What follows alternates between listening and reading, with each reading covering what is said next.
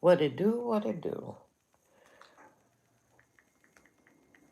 See if we get some people in the room. Like, share, subscribe. Hit the like button. Leave a comment. Please. Shout out to my new subscribers. I really appreciate y'all. Thank you so much.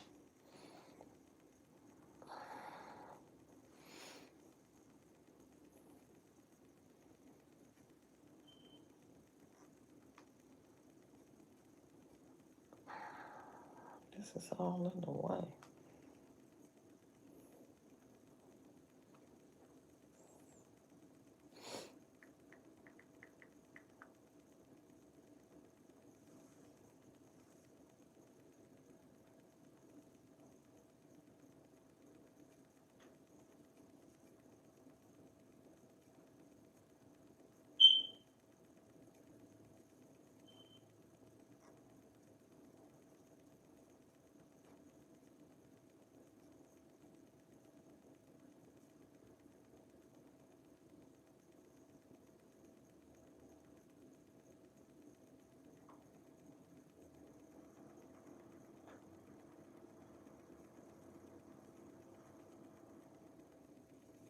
Damn, I didn't know this.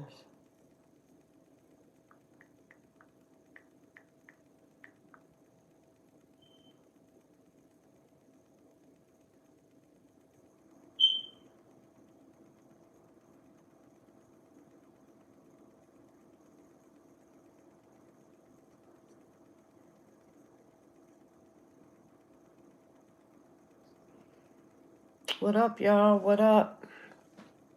Waiting to see if we get some people in the room. We ain't got nobody yet.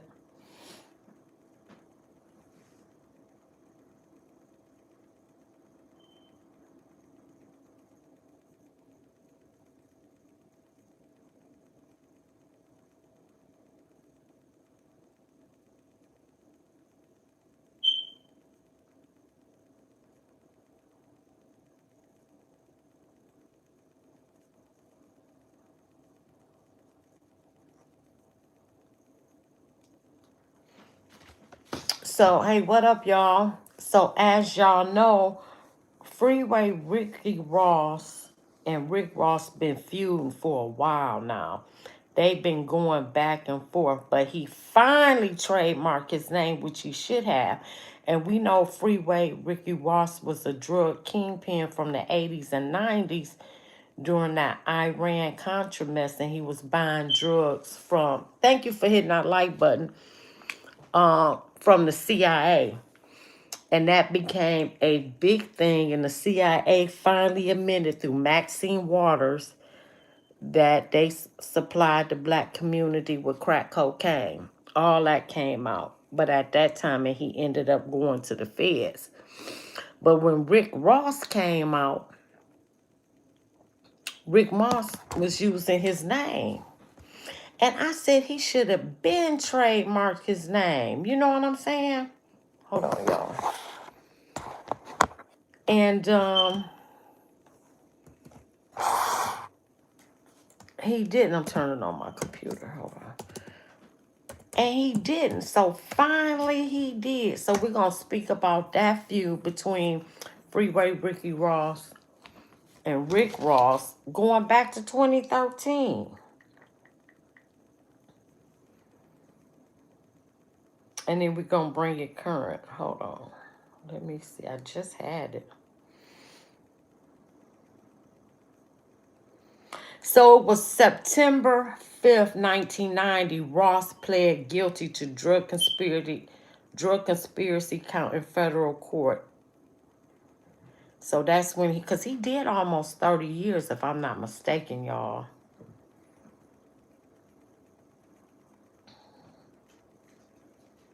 Okay, here we go. This is from 2013 when the feud finally started. Freeway Ricky Ross versus Rick Ross. First Amendment protects hip hop persona. And the only reason why it protected him is because Freeway Ricky Ross never trademarked his name.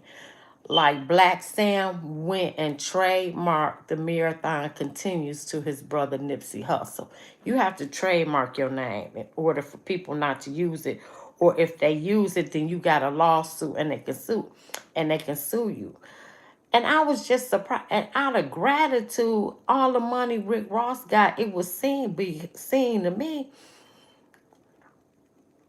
that he would have just gagged through Freeway some money here and there. He never reached out, never did shit. But in 2013, Rick Ross won. You glad I'm here? Thank you, Addison. Thank you. Bitch, I'm not bald, ho. I'm not bald.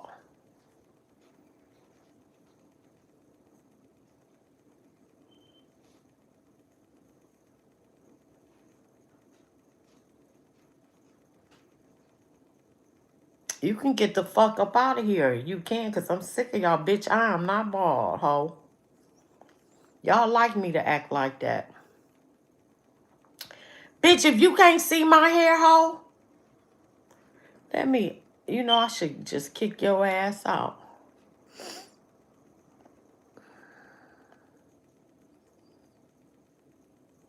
Now, how about that, bitch? Okay. Hell no, you can't be a moderator. No, the fuck you can. And fuck you too, it's just. All right, you bored, bitch. You ain't got to be here either. You can get the fuck on too. Anyway, an appeals court ruled that Rick Ross partly based his likeness on a famous drug dealer, but that he isn't an apostle. Look like a baddie. Hey, Mason. Thank you, Mason. Get these hoes in here together. They getting on my nerves. Time they ass out. Kick them out. I don't care, Mason. I timed one out. Okay, now getting back to what I was saying. With a First Amendment bullet, hip-hop superstar Rick Ross has shot down a lawsuit from former drug kingpin who ruled Los Angeles in the 80s. That drug kingpin was Freeway Ricky Ross, who once sold as much as $3 million worth of cocaine a day, had ties with the Nicaraguan Contras, and became the object of scorn for many prominent politicians during the Iran-Contra scandal. Remember, I told y'all I grew up doing this. He served 13 years in prison. I thought he had did more.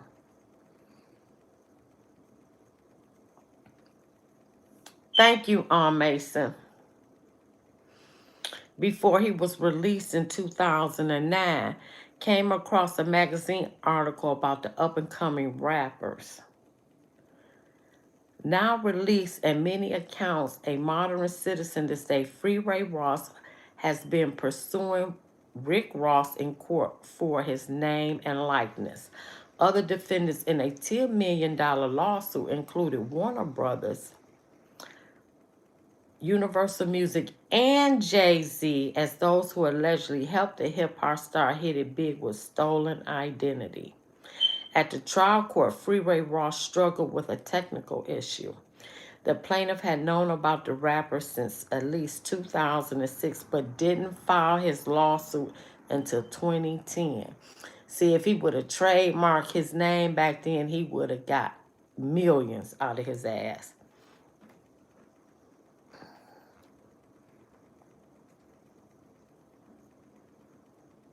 What did they say, Mason? Let me see. What did they say? Thank you. The plaintiff had known, so that's why, as such, his claims were deemed by the judge to be untimely.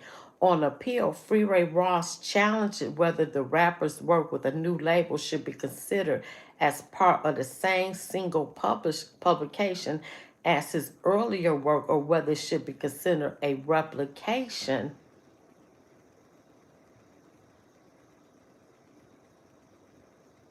Oh, they spanning it? Mason, just kick their ass out.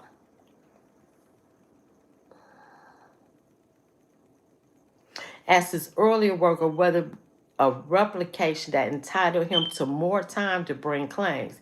As Ross himself put it to the Hollywood Reporter, this is classic replication. So to all defendants, that there was consistently new music, management decisions, and product made. The statute of limitations was never meant to be used to hide defendants actively infringing with new decisions and campaigns. The judge, Roger Ben, says he is not convinced that the trial court was correct in its rulings, but nevertheless affirms the dismissal on First Amendment rights. In the dispute, there was some evidence to suggest that Rick Ross had Ricky Ross in mind when creating his persona. He did. For example, the defendant said that the plaintiff's life story grabbed him. The judge decides to view Rick Ross versus William Roberts through the frame of many other cases. We recognize that Roberts' work, his music, and persona as a rap musician relies to some extent on the plaintiff's name and persona. Roberts chose to use the name Rick Ross. He raps about trafficking cocaine and brags about his wealth.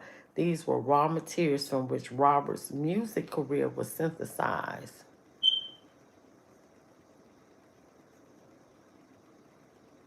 Oh, thank you. So he lost this case back in 2013, but he won. He finally trademarked it. He won. So I want to go back to the beginning. Boom. Last year, Freeway Rick Ross reignites Rick Ross feud over identity co-op. I'm the real Ross, and I ain't fat.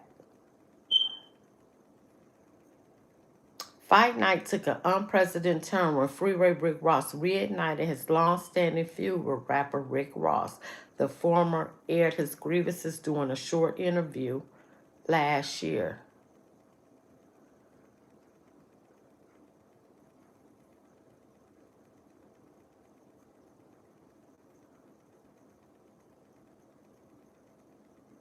Who was shaking their ass? What is y'all talking about? Who was shaking their ass?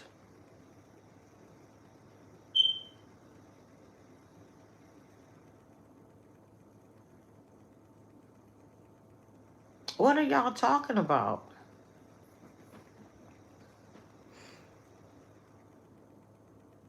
Oh, okay. Oh, okay. All right. Freeway took direct aim at Rick Ross, which is derived from him, a former drug kingpin. He even took shots at his physique, calling him fat. I'm the real Ross, he said. Rose sounds feminine to me, addressing the clear-cut difference between that weight. And I ain't fat either. No, I ain't fat. Swiftly, the Maybach music mogul wasted no time firing back on social media. In true Rick Ross fashion, he blended humor with condescension. This gangster informant still lurks. Go put a suit on, peon. Social media users also joined in, with many siding with Freeway and calling out Rose for capitalizing off of his name. Why he ain't just give the man some money? You know what I'm saying? You got millions. Why you just didn't throw that man a couple million and just call it a day and then sign an NDA? Y'all let him rock all these years because the music was good. Ross and John Singleton and Snowfall did him foul one user. And I did not know that they based Snowfall, which was, I watched every episode, was based on the life of Freeway Ricky Ross. I never knew that.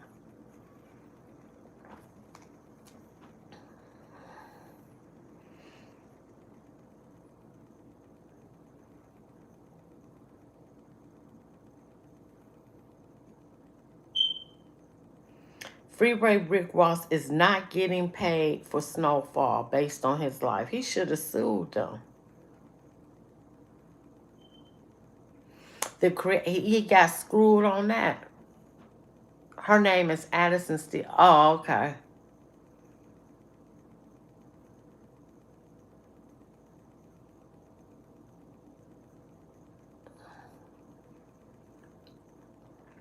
Didn't Addison say something smart to Lee Mason? I think she said something smart. He was publicly stated that he felt they stole his story and changed it, and has expressed frustration that others were making off of his life experiences. Okay, I'll make you an admin. Okay, Addison, hold on.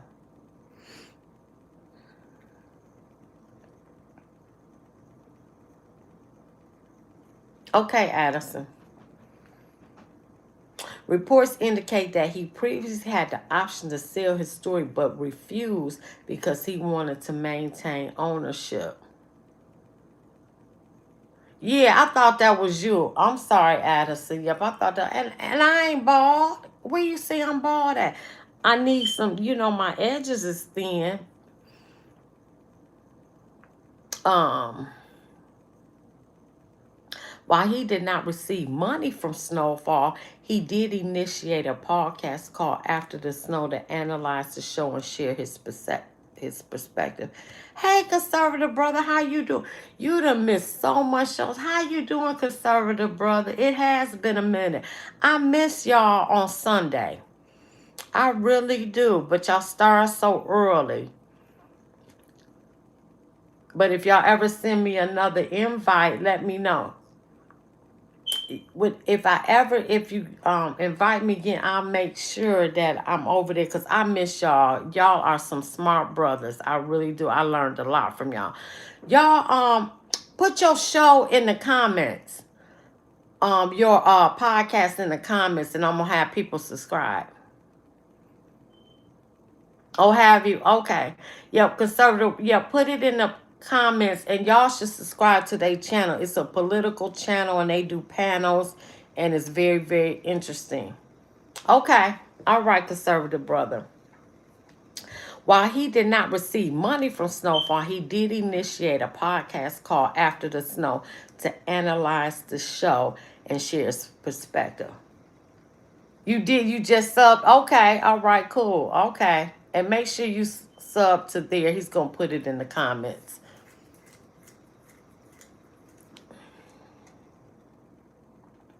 I just had to do some entertainment part before I hit Mexico Part 3. That's coming next. Because Mexico's still on fire. Now, this is what Freeway said about Rick Ross.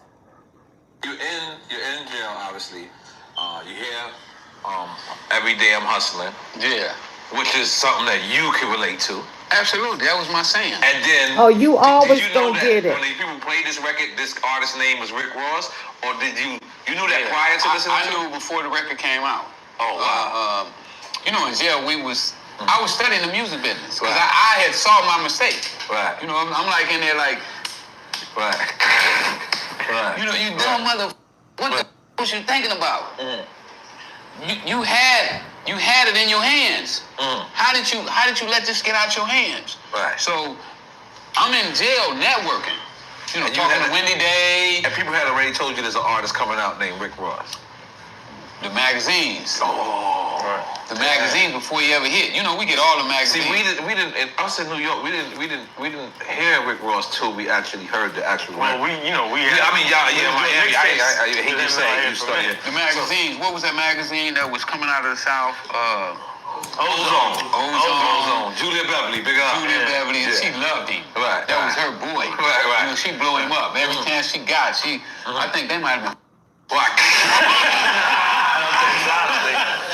That's how we thought in jail. Okay. That's how she was on the set. Okay. So, at first, every day you hustling.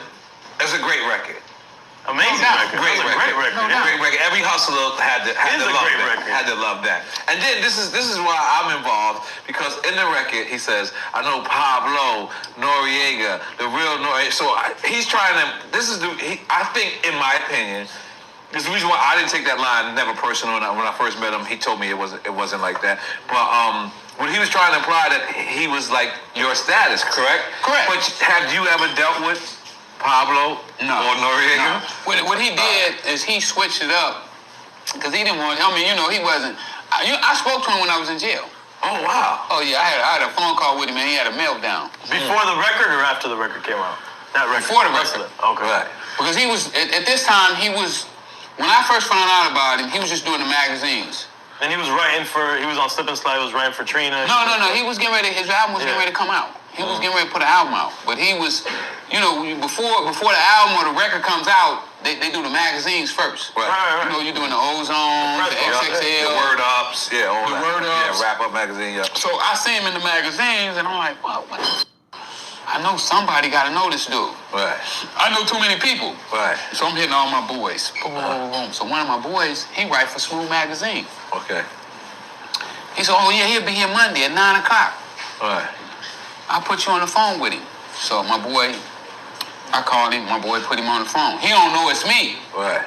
My boy just handing the phone. Here, man, somebody want to holler at you. Right. So he get on the phone, I holler at him. Oh man, he don't know. He think he's been set up. Right. Oh, big homie, he ain't got his bodyguards, he's by himself. Right. Oh, big homie, I love you. Just like me off. Right. Hard. Right. So I say, look, man, I got some ideas for us. Right. We can do this thing together. You don't have to be me. Right. You can just be my supporter. Right. Okay, I'm gonna come to see you, and I'm gonna do this. I'm gonna. Oops, sorry about that. See you, and I'm gonna do this. I'm gonna do that. Right. So I called him like one more time after that, and he put his guy Poochie on the phone. Okay. And they said, send us a visiting form. So I sent them the visiting form. They never filled the form out. Next thing I know, the number was changed, and that was the end of our conversations. Did you think that's where it went wrong? Because obviously you had to feel flattered. Like me Well, personally. no, I'm good. I'm good, Addison. Thank you. And I wanted to just show you the similarities in my situation. I had never chose the name Noriega. I was actually in jail reading a book about Noriega, and the shit was so thick, niggas in the child line was like, you ain't reading that shit. And just like playfully grabbed the book from me or knocked down or something, and they started reading, and then whatever they asked me on that page, I had knew it. So people just nicknamed me Noriega. Right, I understand. Right? No doubt. So I still didn't go by the name of Noriega. So I came home from jail. When I came home from jail, Capone had came to see me, which his name was not Capone in jail. And he kept calling me Noriega. So people in my hood thought it was funny. So they was like, we call this nigga Noriega too. We call him Noriega too. But in retrospect, I reached out to Noriega's family because I knew how it could be, took in the wrong way. Right. So when I reached out and I couldn't get the actual contact that I wanted, or someone that was, valuable to talk about it, what I did was I changed my name to Nori. Right. And I totally get that. Because I never named myself. And see, that was the right thing to do instead of stealing somebody's name. We started low riding. It was a dude who was like the king of low riding at the time. Mm-hmm. And one of my little partners was banging his wife. He didn't like it. I don't think so. We like a lot of people don't like that. We like 18 years old. He like 25, 30. You know what I'm saying? And an 18-year-old banging his wife. Right. So he find out that my boy banging his wife. So he like, oh, you junky ass Freeway boys, and it was an insult. Oh. Freeway used to be an insult. Wow. Like, you didn't want to be no Freeway boy. Wow. That's why I was asking you to read the article about my obituary. Oh, okay. You missed that one. I missed that one. You got to read that article. It's LA Magazine. This dude came to visit me at the prison when I had my life sentence, and he called himself writing my obituary. He wrote for the LA Times. Oh. And he was saying that this was going to be the last time that he ever wrote about me. Oh, okay. So, damn, in this article, he talked about being a junky ass Freeway boy. And that's what they felt about us, because our cars was raggedy, they smoked, they shook. You know what I'm saying? The seats was torn up. I didn't catch that. Okay. So I understand totally what you're saying about somebody giving you a name. So how you think you and Ross could have avoided what y'all had? Oh, we would have both been huge right now. I mean, I would have gave him the freedom, he would have never got into it with the GDs. If he'd have been messing with me. Right. Him and the GD product never would have happened. Because I would have been able to handle that right off the rip. You know, I would have took care of it. That's Larry Hoover's? Larry Hoover. Okay. I would have knew how to Damn, I never even knew about that. I'm gonna have to do a little. I'm about to dig into that.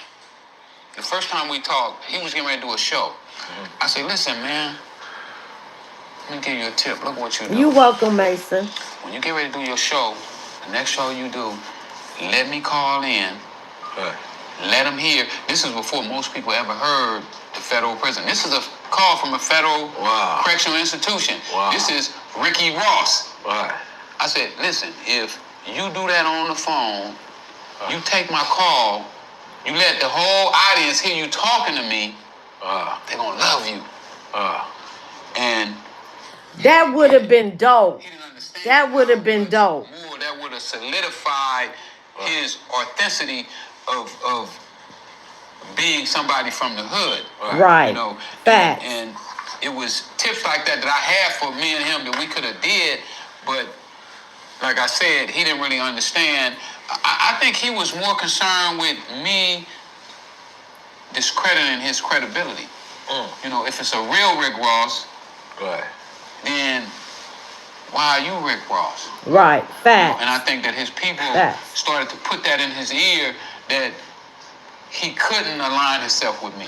It would be impossible for him to align himself with me because then it would discredit. But this is a real Noriega, and I always show love to the Noriega family. But see, you can think for yourself. Right. You know who you are, what you stand for. When you don't really understand that, it's like me. If I didn't know who I was, I wouldn't be walking the street right now. Like I'm doing a movie right now. Dope. So let's make some noise for that. Make some noise for that.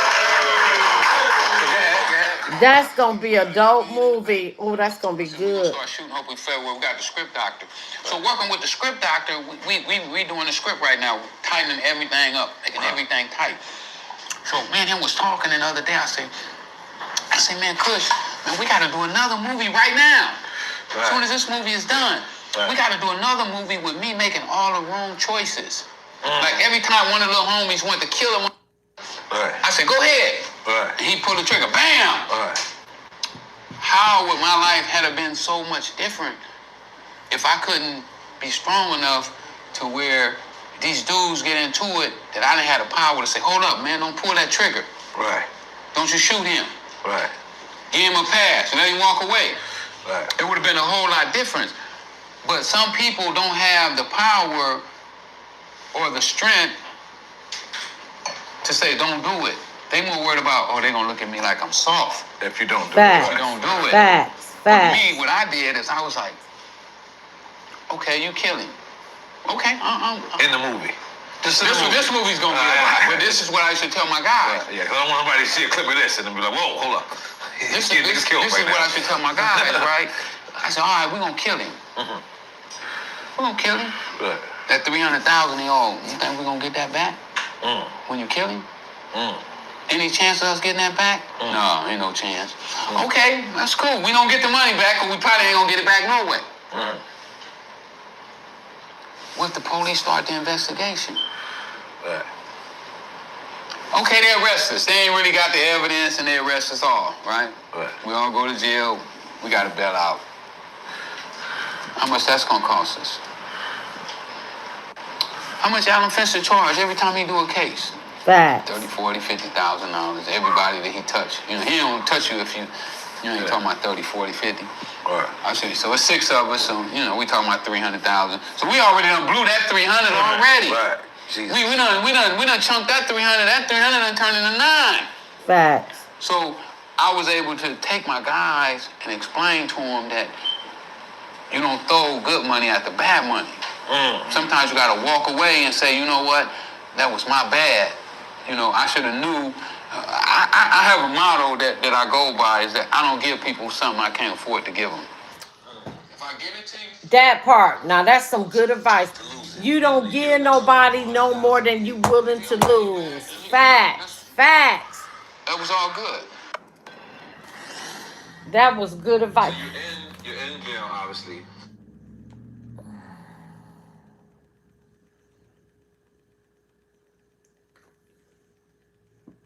Okay, let me get to this.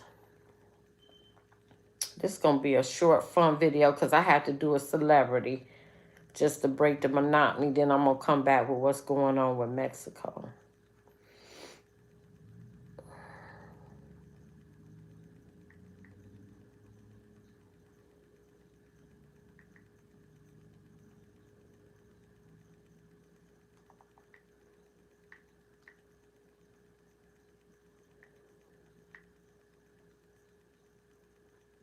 Where's my damn video? Hold on, y'all. I'm looking for my other stuff. Oh, here we go. And then he done got into it with Whack, too.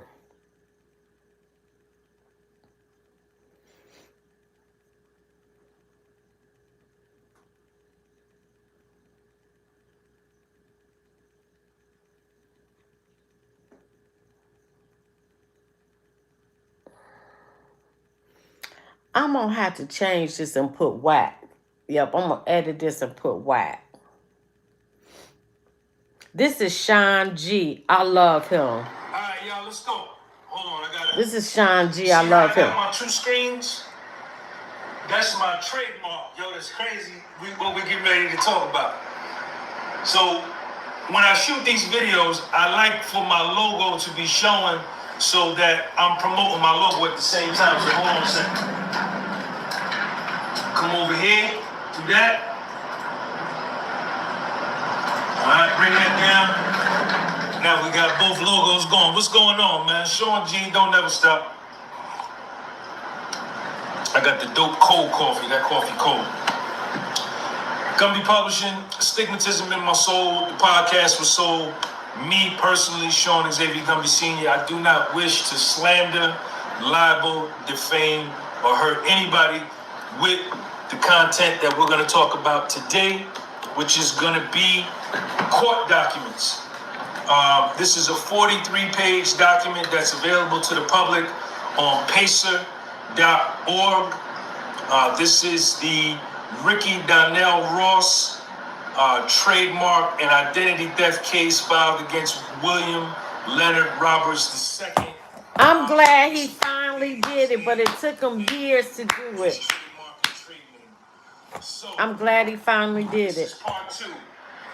So,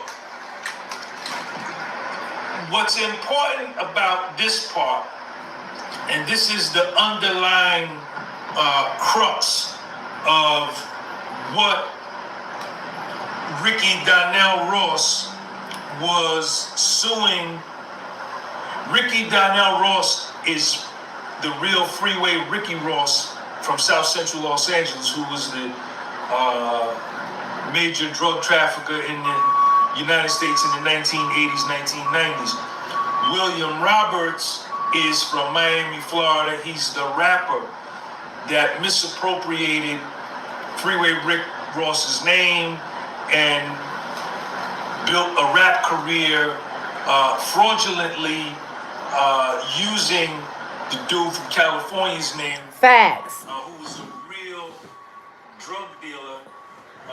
Facts. Versus William Roberts, who was a corrections officer in Miami. So, now, what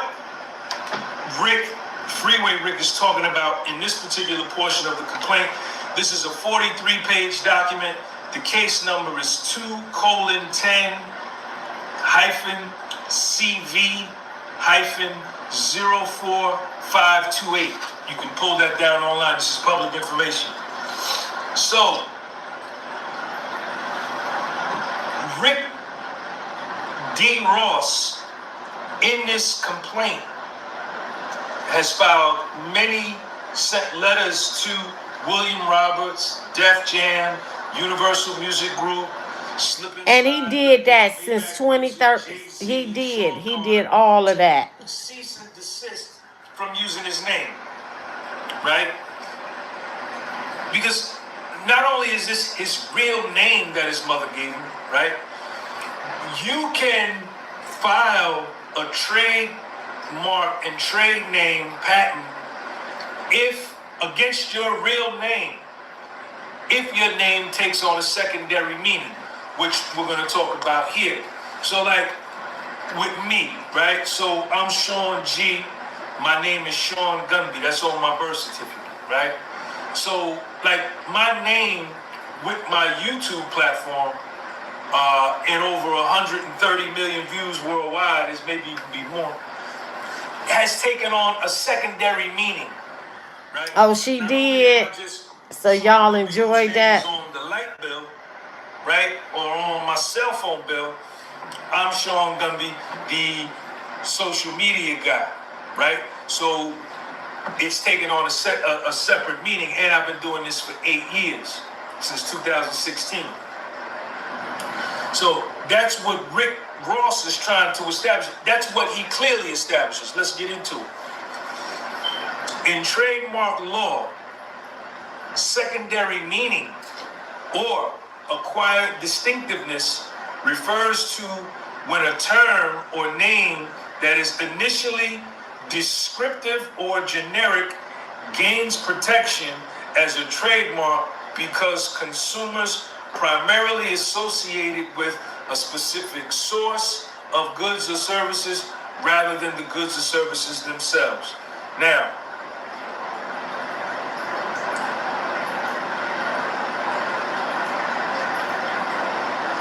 acquired distinctiveness. This I got down off of Google. You can just Google this. You could Google trade name, secondary meaning. Acquired distinctiveness. This occurs when a descriptive term, through extensive and exclusive use, becomes a symbol that consumers recognize as representing a specific brand or source. Proof of secondary meaning.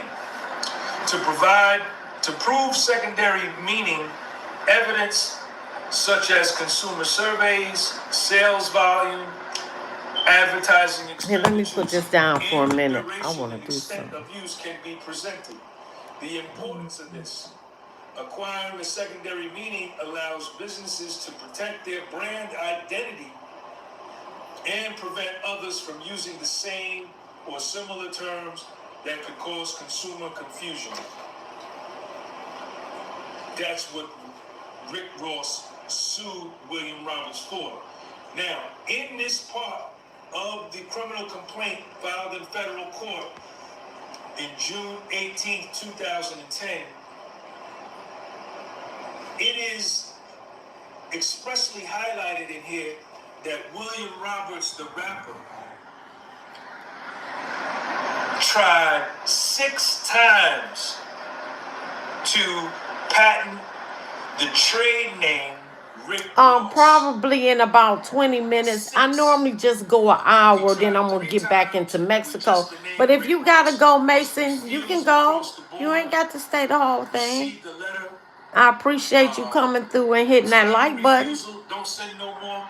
Then he changed the logo, put on glasses, the beard, and a shadow behind the logo. Filed that one 3 times. Refused all 3 times. So the United States Patent and Trademark Office was unequivocal and let William Roberts, Def Jam, Universal Music Group, Maybach Music, Jay-Z, Sean Carter know from the gate. Just legally, you cannot use this name. If you're trying to patent it, it's about time. You should have gave the man some money, Rick Ross, your dumb ass. You should have gave him some money. Freeway Rick Ross is suing them for $10 million. Yes. Damages. Punitive damages. 10 million, yes. Punitive, compensatory, and treble damages, right?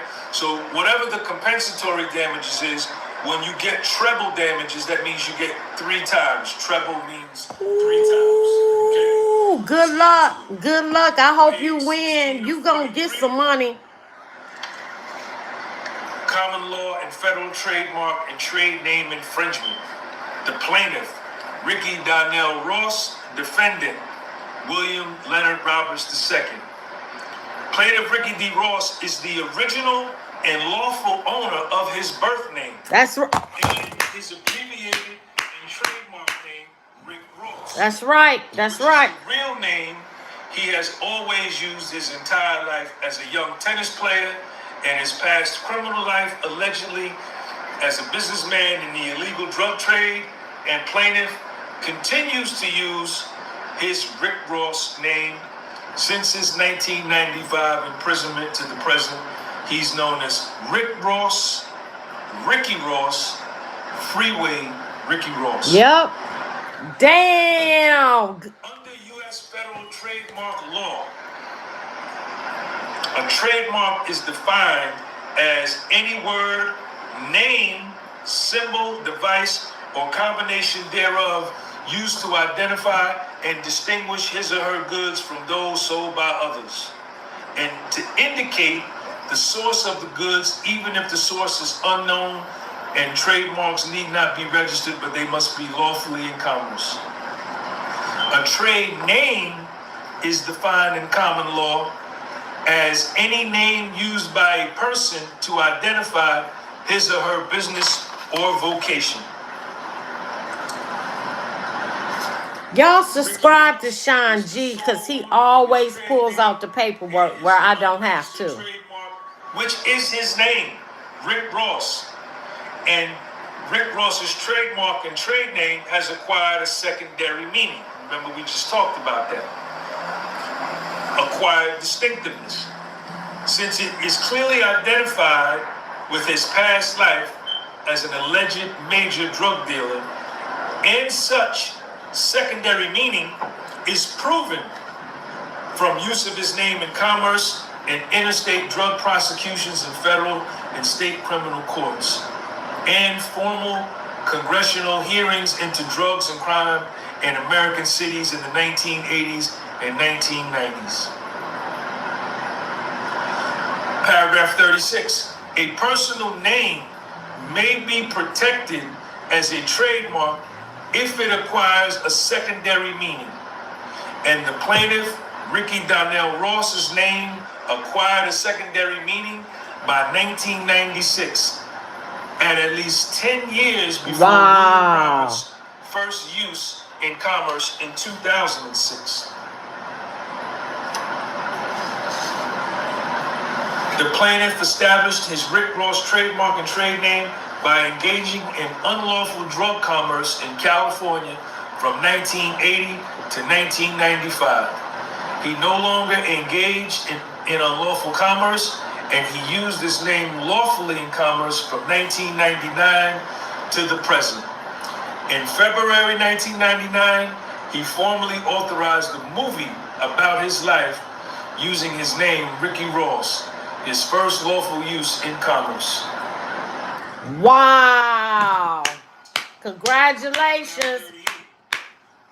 Ricky Ross was reportedly known in Los Angeles law enforcement and criminal circles as a major drug kingpin until 1995. And amongst his peers, Ross established his real name as his trade name in commerce for more than 15 years, which is 10 years before William Roberts and the other record companies used Ross, his trademark and trade name. Facts. Thank you for hitting that like button. William Roberts' use of Rick Ross's name is to create the false character and rap identity the defendant William Roberts created and named after plaintiff Rick Ross, that Rick Ross never granted, never assigned, or never authorized the use of his name, trademark, or image to defendants. Ooh-wee. Paragraph 41, page 19 of 43. At some time after 1995, when defendant Roberts was a college student, or after he became a... All right, see you later. Thanks, Mason. Have a good one. At around the same time, plaintiff Ricky D. Ross was finally incarcerated for his illegal activities in interstate commerce. The defendant, William Roberts, allegedly claimed, used, or began exploiting and misappropriating plaintiff Rick Ross's trademark, using Rick Ross's name and drug dealer image publicly as his rap name. And Roberts did so with the purpose to commercially exploit the name's value in the rap music industry by linking his rap image with Ricky D. Ross's criminal past, reputation, and image for the value associated with plaintiff's name. Paragraph 42. Plaintiff's common law, federal trademark, and Rick Ross trade name was infringed upon and violated by the defendant William Leonard Roberts II, who trades as, did business as, and performed as the ex-drug dealing rapper named Rick Ross, fraudulently with intent to knowingly deceive the public about his true non-drug correctional and law enforcement background. Woo! Woo! Wow. Freeway, you finally did it. Beginning in August 2006, William Roberts, by and through his attorneys. This is the part, y'all. This is the part.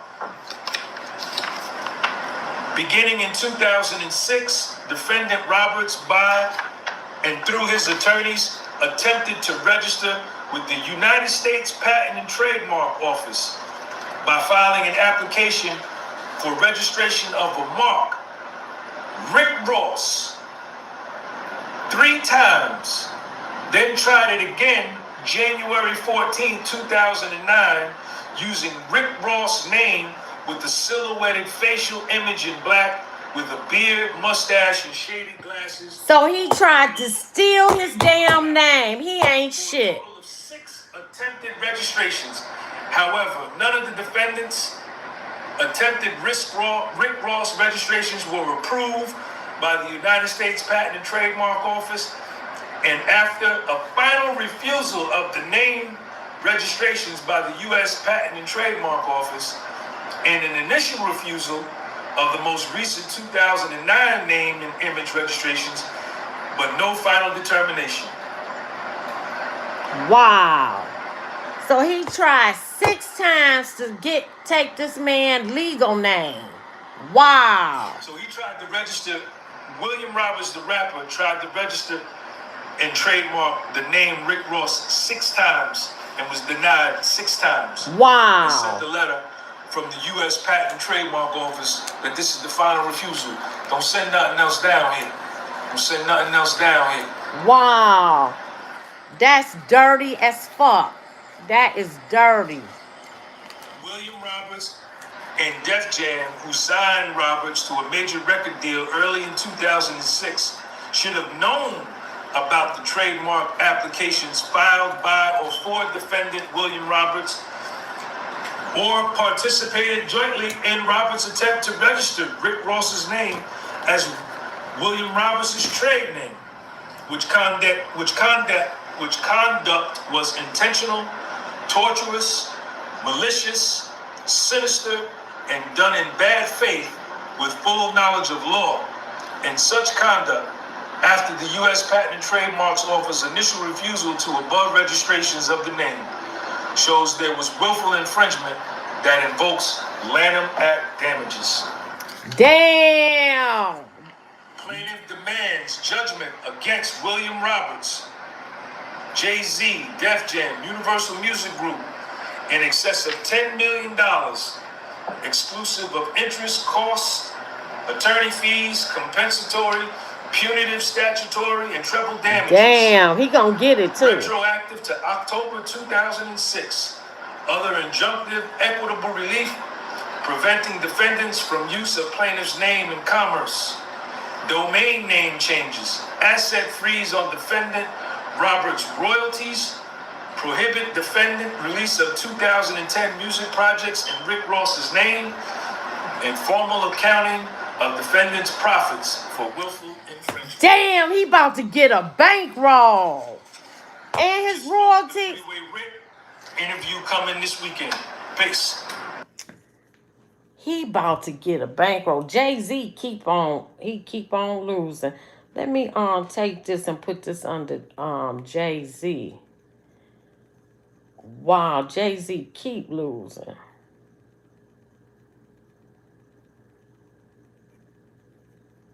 I wonder why I did that. Hold on. I'm about to send this to my Jay-Z. He keep losing. That's my trademark. Yo, that's crazy. What we get ready to talk about. So when I shoot these videos, I like for my logo to be showing so that I'm promoting my logo at the same time. So hold on a second. Come over here, do that. Okay, I got it. Let me delete it from over here. All right, I'm gonna do another one with him and Wack, cause him and Wack been going back and forth.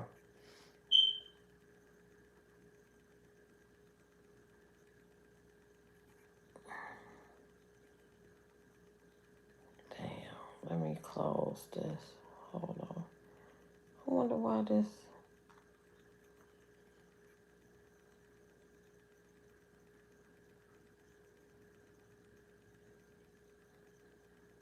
All right, y'all, what's up, man? Sean G, early in the morning, April the... Oh, this part 1. My bad, I played part 2 first. Might be the 5th. Let me see.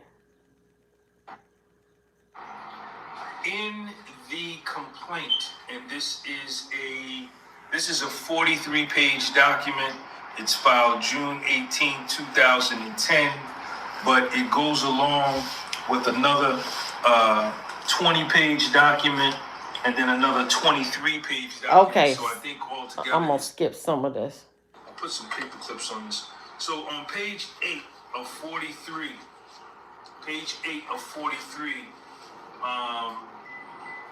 what it's going to discuss is that William Roberts was a college student with no criminal history. There is no record of any type of arrest record, criminal record associated with William Roberts from Miami, Florida. That's Rick Ross, the rapper. At Albany State College in Albany, Georgia. He did 1 year in 1995, and in 1996, he became a corrections officer. Right, that part. For 2 years in Dade County, Florida. Now, the importance of this is this, right? The public may look at a corrections officer and say, hey, this ain't no cop. He's not a real cop. He's just a corrections officer. That's not true. Now, I've done time in federal prison, and the COs are police officers. What they do is they oversee and they supervise the inmates that are in the prison. They do shakedowns where they used to tell us, all the inmates, get out of the unit.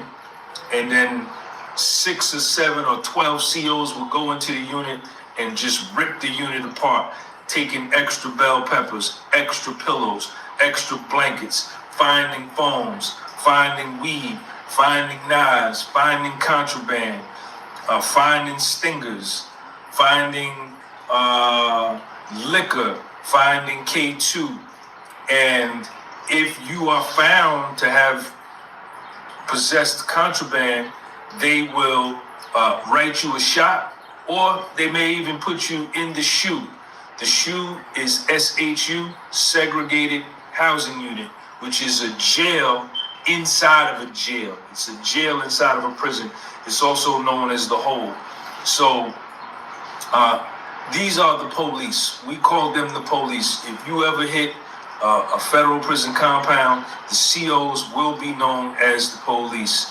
Another one of the rules that I learned when I got to federal prison was that you can't be seen talking to a CO alone by yourself.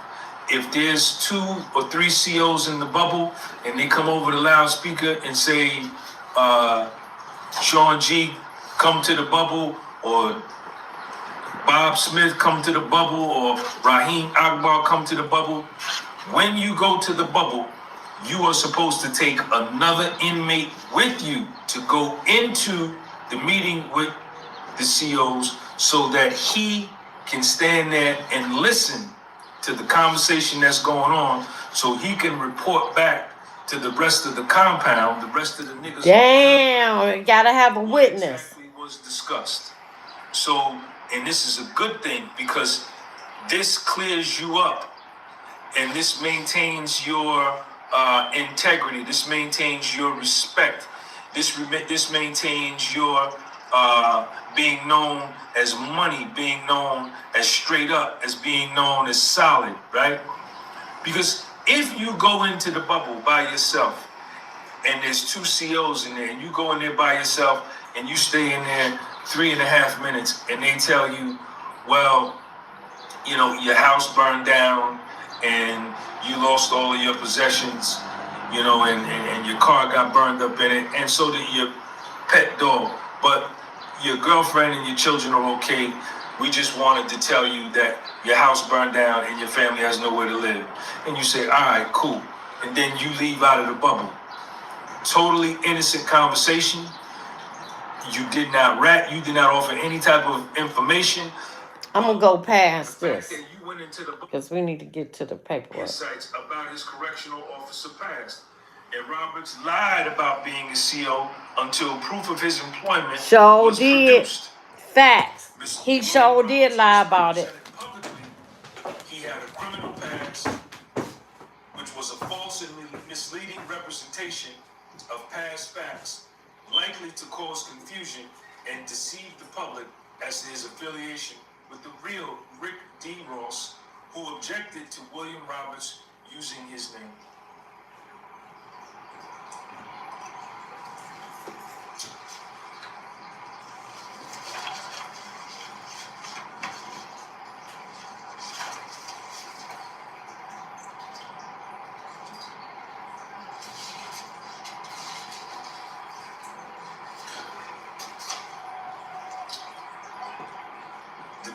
The record labels branded William Roberts, Rick Ross anyway, misusing Rick D. Ross's name and identity in the rap music industry, the black community, and urban crime public.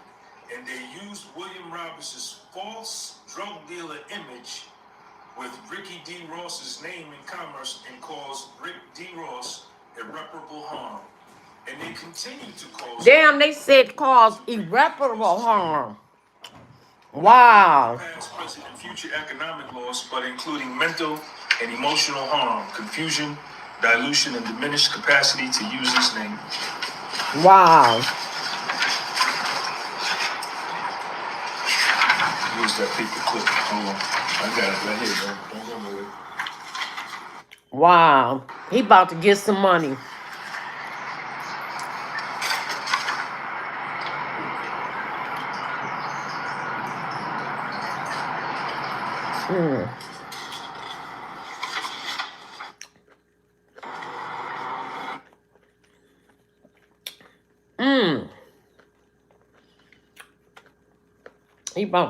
He about to win that lawsuit.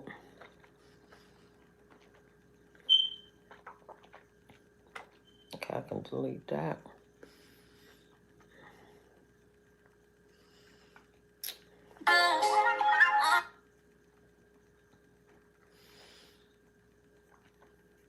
Okay, and I'm going to get back with Freeway Ricky Ross versus Whack 100. Like, share, subscribe, leave a comment.